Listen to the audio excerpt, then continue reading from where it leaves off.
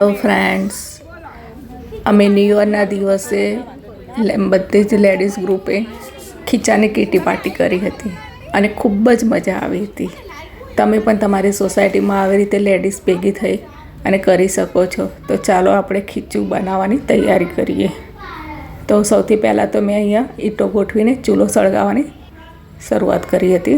તો આ રીતે થોડાક ચૂલો સળગાવ્યો હતો.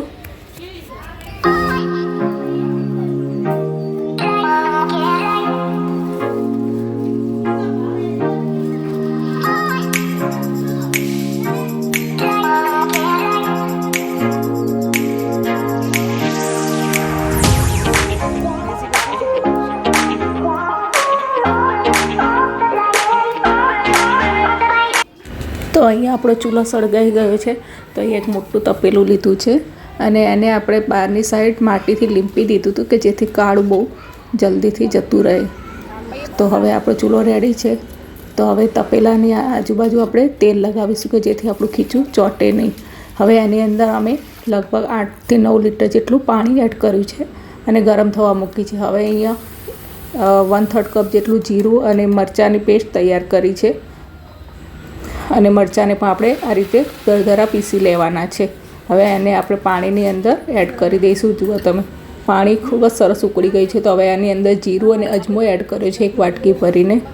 અને જે ખીચું બનાવે છે એ અમારા લીનાબેન ખીચું બનાવવામાં ખૂબ જ એક્સપર્ટ છે.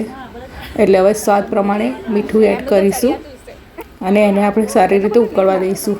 અને થોડી પાપડ ખાર એડ કર્યો છે કે જેના લીધે આપણું ખીચું ટેસ્ટમાં ખૂબ જ સરસ બને. તો હવે ઉભરો આવી ગયો છે. તો હવે આપણે એની અંદર ચોખાનો લોટ એડ કરીશું.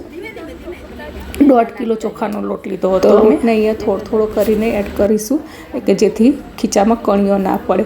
તો અમારા લીનાબેન હલાવતા જાય છે અને બીજા એક બેન અસ્મિતાબેન પણ હવે હલાવવા માંડ્યા છે, કારણ કે ખીચું હલાવવામાં થોડું મજબૂત વ્યક્તિ હલાવી શકે. પછી થોડી વાર મેં પણ હલાવ્યું. તો આ રીતે બધાએ થોડું કરીને ખીચું બનાવી દીધું. હવે આપણે ખીચાને થોડું શેકાવા દઈશું. તો અમારા લીનાબેન છે ને, એમને મારવાડી સ્ટાઇલમાં આ રીતે આપણે ખીચું બનાવે છે. તો અંદર હોલ કરીને એની અંદર પાણી એડ કર્યું છે અને પછી ચૂલા ઉપર અડધો કલાક રવા દીધું. તો રેડી છે આપણું ખીચું. અને લગભગ 6 વાગ્યા મેં બધી જ લેડીઝ ભેગી થાય અને ખીચાનો પ્રોગ્રામ શરૂ કર્યો.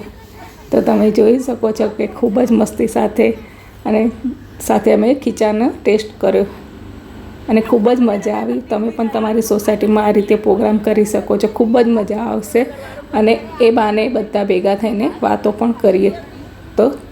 તો તમે પણ આવો પ્રોગ્રામ કરો અને આનંદ કરો. ખૂબ જ મજા આવશે. તો મળશું આગલા વિડીયોમાં. બાય.